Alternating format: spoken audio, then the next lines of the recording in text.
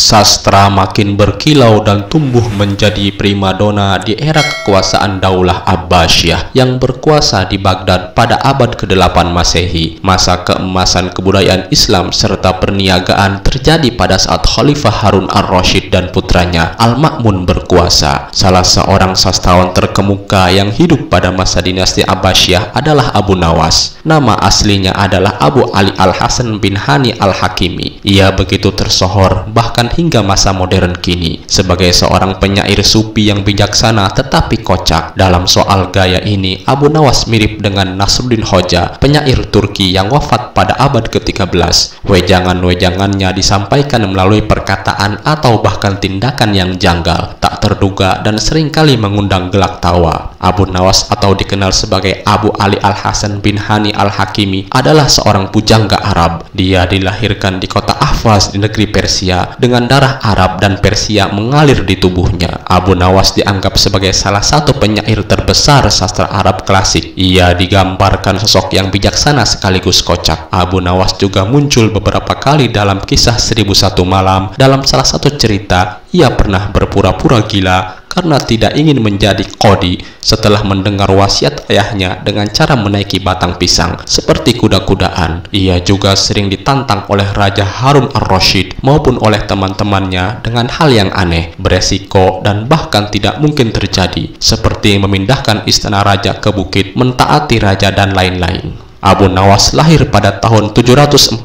Masehi sebagai anak yatim di kota Ahvaz, Iran. Nama lengkapnya adalah Abu Ali Al-Hasan bin Hani Al-Hakimi. Sepeninggal ayahnya, Abu Nawas kemudian dibawa ibunya ke kota Basrah, Irak. Dia di sana belajar beberapa ilmu agama seperti ilmu hadis, sastra Arab, dan ilmu Al-Quran. Tak lama setelah belajar ilmu-ilmu agama, Abu Nawas bertemu dengan Walibah ibnu Al-Habib Al-Asad. Walibah memberikan pelajaran kepada Abu Nawas untuk memperhalus kembali bahasa yang ia gunakan. Ia juga pergi ke Kufah untuk bertemu dengan orang-orang Arab Badui supaya ia dapat memperhalus serta memperdalam kesastraan bahasa Arab. Oleh karena itu, tak lama kemudian Abu Nawas terkenal sebagai seseorang sastrawan cemerlang. Abu Nawas dengan cepat menjadi terkenal karena puisinya yang jenaka dan lucu, tidak berhubungan dengan tema-tema tradisional seperti tema padang pasir, tetapi berbicara tentang kehidupan kota dan menyanyikan kegembiraan, meminum anggur, serta cinta dari anak laki-laki muda dengan humor nakal. Puisi pujiannya yang berisi puji-pujian memungkinkannya untuk ikut mendukung Khalifah Harun ar-Rasyid, dan ia juga mengaitkan dirinya dengan keluarga Wazir Barmak yang saat itu berada di puncak kekuasaan mereka. Akhirnya dia pun dipercaya sebagai orang kepercayaan Khalifah Harun ar-Rasyid, pemimpin dinasti Abbasiyah yang kelima. Meski Abu Nawas pernah mendapat pendidikan agama, Abu Nawas di masa mudanya adalah seorang yang menyukai kehidupan hura-hura dan berpesta pora. Dia adalah seorang pemabuk berat. Hal ini dapat diketahui melalui beberapa tema-tema puisi yang dia ciptakan di saat masa mudanya dulu. Syair-syairnya masa itu lebih banyak bercerita tentang minuman, wanita, dan cinta. Meski seorang pemabuk, kepiawaiannya dalam mencipta syair ketika itu nyaris tak tertandingi. Terbukti, walaupun dalam keadaan mabuk, ia tetap mampu menelurkan mutiara-mutiara kata yang indah. Hingga pada suatu saat ketika Abu Nawas membacakan puisi tentang kabilah Bani Mudhar, dia dihukum karena membuat khalifah murka karena isi puisi itu sangat menyinggung sang khalifah. Abu Nawas pun dipenjara karenanya. Sejak mendekam di penjara, puisi-puisi Abu Nawas berubah menjadi religius. Jika sebelumnya ia sangat pongah, kini ia lebih pasrah kepada kekuasaan Allah. Syair-syairnya tentang tobat bisa dipahami sebagai salah satu ungkapan rasa keagamannya yang tinggi. Perihal tahun kewafatannya, banyak pihak yang berbeda pendapat. Informasi yang berkaitan dengan kematian Abu Nawas tidak pasti dan saling bertentangan. Ada yang mengatakan bahwa tahun meninggalnya Abu Nawas terjadi pada tahun 806 Masehi. Di sisi lain, ada yang mengatakan Abu Nawas meninggal pada tahun 813